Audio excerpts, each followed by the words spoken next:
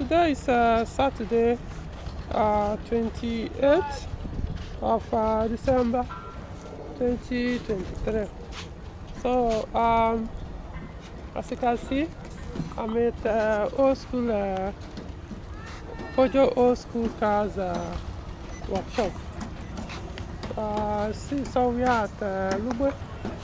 We are usually bypass. So I bought my 505 ST from some because which I feel lazy to do. So the steering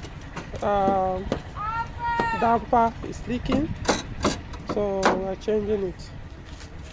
So I've engaged a mechanic here to do the work for me. So I'm going to buy another damper. So it's removing the damper now. And so also it's also going to check because even though I have plans to reverse this carburetor to double, but the car was just not performing well at all, even as good as a single carburetor is supposed to perform. Okay, this still new carburetor, is single carburetor, but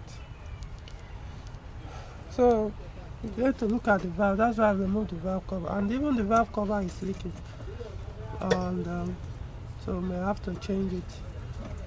Then this says as well, you can see this one was leaking oil, so we have to replace the sails. I call that gasket or seal. I think I'll call them gasket. So that's it for now. Okay. This is something interesting. This is a face lifted 505, the phase 2 505. As you can see, it's a station wagon. The station wagon, but of course, you know, that big as any 505 that was 505 pickup that was produced. Now from the rear here, you can see this is originally a 505 saloon. I don't think this is a good idea to use 505 saloon to convert to pickup. What they should have done was to use 505 station wagon. It would have been the best idea. That would have been the perfect conversion. So I expect this should be giving them some problems, especially from the rear differential. I don't think this differential is meant to handle this kind of heavy loads in the boot. I mean, it seems they shifted the position of the tank, the fuel tank, to this side. Yeah, they mounted it here, supposed to be the other side. So, in fact, what I gather from the parcel says this thing affects the CV joint here once they carry too much load. So, anyway, it's been done. But next time, anybody that wants to convert a 505 to pick up, I strongly recommend you use a station wagon. Do not use saloon, 505 saloon to do this conversion. I know 504 people have been also converting theirs to, but as you can see, it makes more sense to use station wagon for that. Estate, station wagon, estate. This is a 404, and this is a 504 pickup. So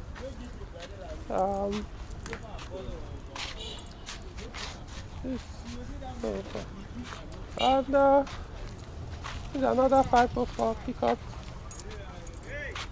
I think this one is actually for sale. Likewise, this one is also for sale. You said, how much is this one? This one, how much? 3 million. So this one is 3 million. Then this one, Is it for sale too?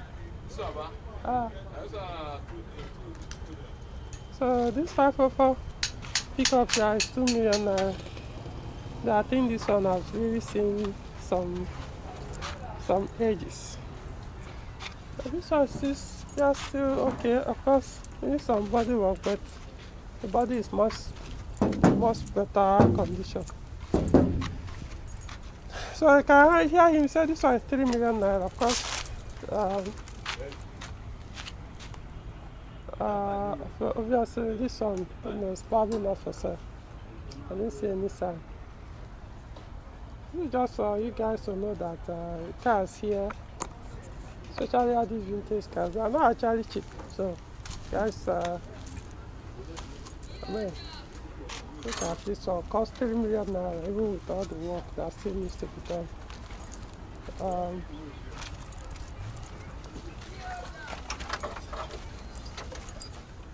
This blue one, is it for sale too? Huh? Is it for sale? Yes, sir. That is for sale. Okay. For talk. Oh, see, it looks really neat.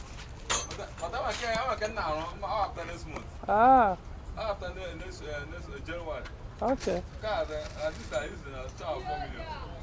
Car 4 million, huh? Oh, the oil there to an opta. Okay. So guys, if you are looking for any 404 pickup to buy, yeah, I'm going to put his number on the video description so I can contact him. His shop is at Lubwe, so you can come and see for yourself. So I can pick any one of your choice. This one is not for sale though, but there's another one that is coming up that is under work that will be in a similar condition. That one we say is 4 million naira. So that's it for it, guys. The ceiling damper is out. So this is the old one that was leaking. See oil coming out from here. So mounting the new.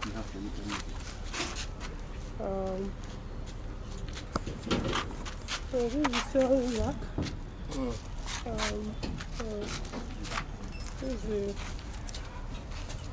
This one will leak back. Okay. I'll be changing this steering wheel. One of them has broken. The one on the other side. This one is still making. So you can see this one. Okay. So I need to get grease. Alright.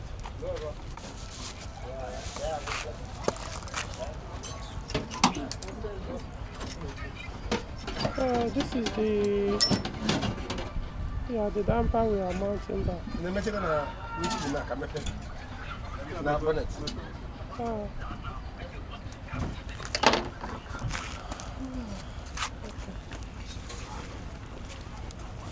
So this has been mounted, the steering rack with the new steering damper, 4 steering damper has been mounted. So checked it, no leakage. Well, we've not started the engine, but at least poured the OTF, turned the steering filters. But then we tested it on the ground before we mounted it. So we now notice this is weak. This tire end here, the right side is weak. So I'm going to put this is a new one. There's a Mosh 4,000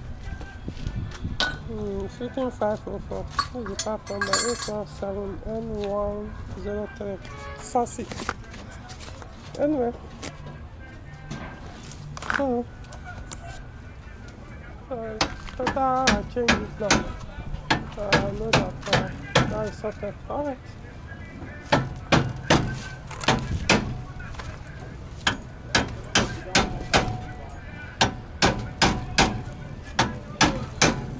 And something else that was making noise earlier. Oh, we changed the steering put. So I'm broken. So we'll have to fix it.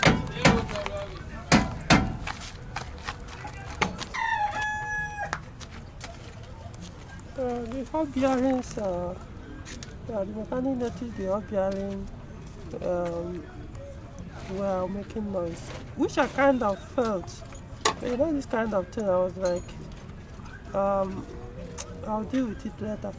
But obviously, that's even the hub. There's a bearing on the hub that's not supposed to be turning. Started turning, which she pointed out to me. So later I will have to change the hub, probably together with the disc. You see. So what we plan to do is to use it, okay? So that when I'm ready for the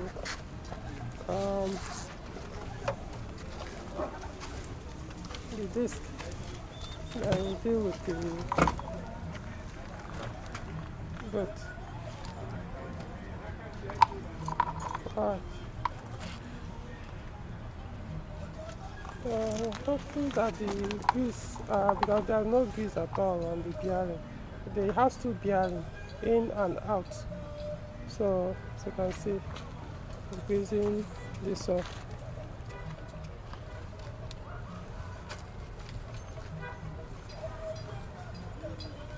It's no longer making that sound.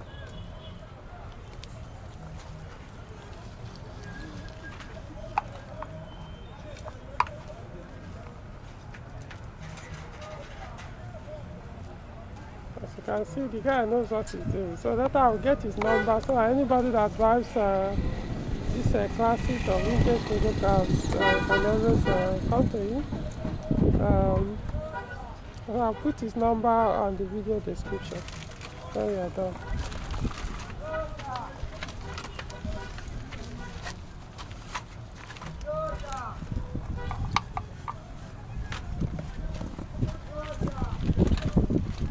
This is because it's too bad. Okay, but not the other one. No.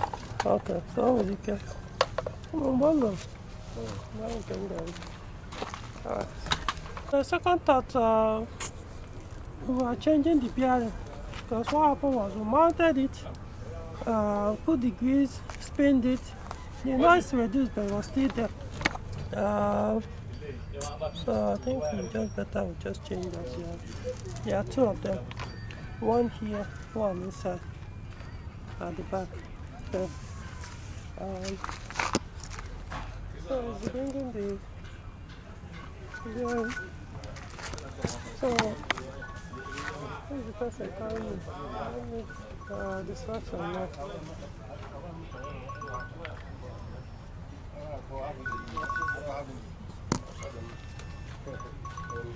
Okay, let me get back to you. So, as I see, everything has been coupled back, started the car, it ran very well, much better than it was all this while. So, but of course, yet to be driving the car. Now, next thing we are doing is, you can see, this is the old speedometer cable that cuts. So, I came with one of my spare one. I had a spare one, so as I said, I had to remove the instrument panel. So this is the new belt cable, just speedometer cable. This is the instrument panel. So later on, I'll mount everything back. This is connection for the tachometer. So everything is okay. Just taking out the cables.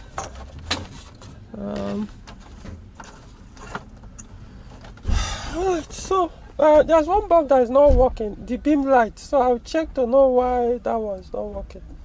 So that look at it. Let me even see. We can figure it out.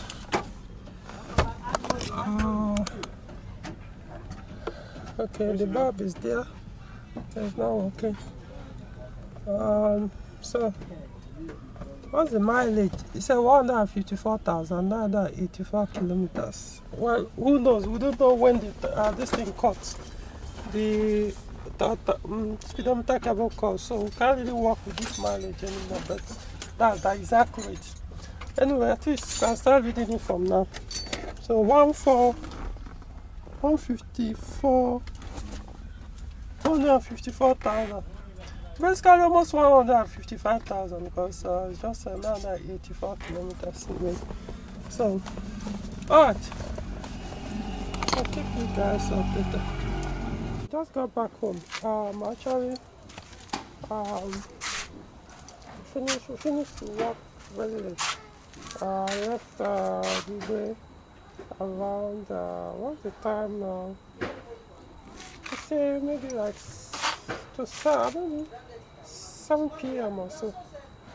So now it's almost 7:30 or thereabouts. So yeah, we are going to finish basically all the work I set out to. So let's recap. We change the power steering damper. Let's see. Yeah, it's dry now. The oil on the ground is actually the earlier one that leaked. So let's look at the reservoir. Because I knew I think it was a little bit overfilled, which actually we have to reset. Look at the power steering reservoir.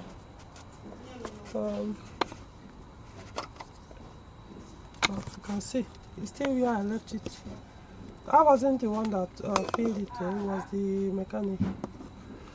So you can see it's overfilled, so you see where I left it. So it's working well now. The only thing I'll do is I think I'll still drain the oil, but not now. What I'll do, I'll get a syringe. Let me position my torch. I'll get a syringe and draw out some of the oil, so I'll go down. Then later on I'll flush the oil. Because the oil there mixed up, of course, with the old one. Even though we removed the damper, but some of the old oil was there was very dark. Okay, so that one sorted, the steering damper replaced. What else? The valve we are reset, intake and exhaust valve. I'm not so sure there was any more difference, because even when I took the car there, I wasn't making that thick valve sound, but just wanted to do that. And the carburetor one, still, I didn't bother much about the carburetor. Remember, it's actually new one, and I intend to change it anyway. So what else? I think that's all from the engine side. Okay, we change the spark plugs. Yeah, we change the spark plugs with air. So I think that's for now. And so we change the bearing on this side. You can see the grease seems to be coming up. Oh, you can see the cause. This cap is leaking. So that's why it's drying the grease. You can see, drying out the grease. So I need to replace the cap. It's leaking. So that is it for that one. I changed the bearing. Unfortunately, the parceller did not have new bearing, so I ended up putting used one. The used one was still a little bit noisy, but not as bad as mine. In fact, if I regretted, if I know self, I wouldn't have been bothered to change the bearing. Noisy, yes, but not that noisy. At least I would rather keep using it until I can get a new bearing. But we are in a holiday, so most parcellers do not even around, or they didn't open their shop. So, that's by the way. At least now, I can see the grease is coming out. So next time, if I'm putting the new bearing, I need to change that cap. Otherwise, it's going to affect it. So the speedometer, change the speedometer cable. Change the speedometer cable, and right now the cable is now working. Remember, that speedometer is working. Remember, it was showing what's the mileage? 154,800 and 900 and something, if I'm not mistaken. But now I can see what is written now is 155,000 on the dot. 155,000 kilometers on the dot. Under there, on the trip meter, I can see it covers 16 kilometers from the roadway to my house. So 155,000. So the speedometer is working now. It worked perfectly well on the road. The tachometer, I don't know, it's not really, it's working, but kind of not working as expected. It doesn't go up very well, even when the RPM is high.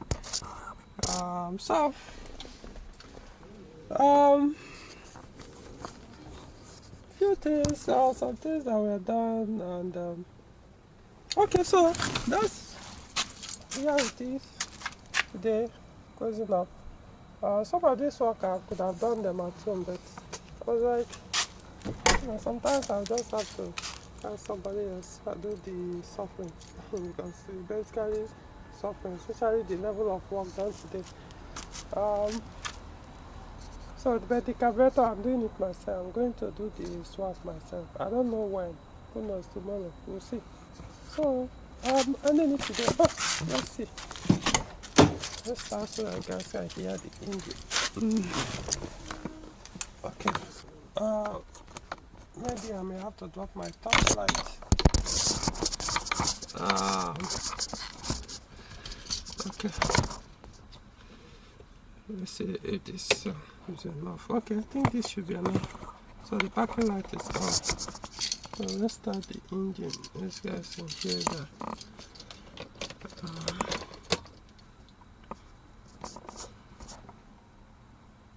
Okay, so handbrake is on. Okay. Alright, so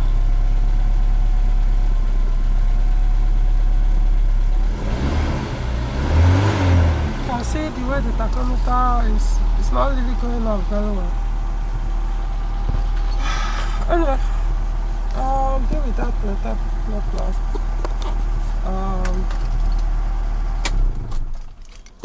So next thing I'm going to do is that double barrel carburetor swap. I'm not really impressed with this single barrel. You know, they were telling me, oh, change the spark plug, it will improve a little, this and that, put the normal one. Well, I've done that, yeah, well, not really. So I'm changing that. So that's it. Until next time. Also, like and subscribe to the video, and so subscribe to the like the video. I'm not actually, no, you know, I'm not eating since morning. I left my house this morning for this work and just back. So like the video, subscribe to the channel, and watch out for the next video. Okay.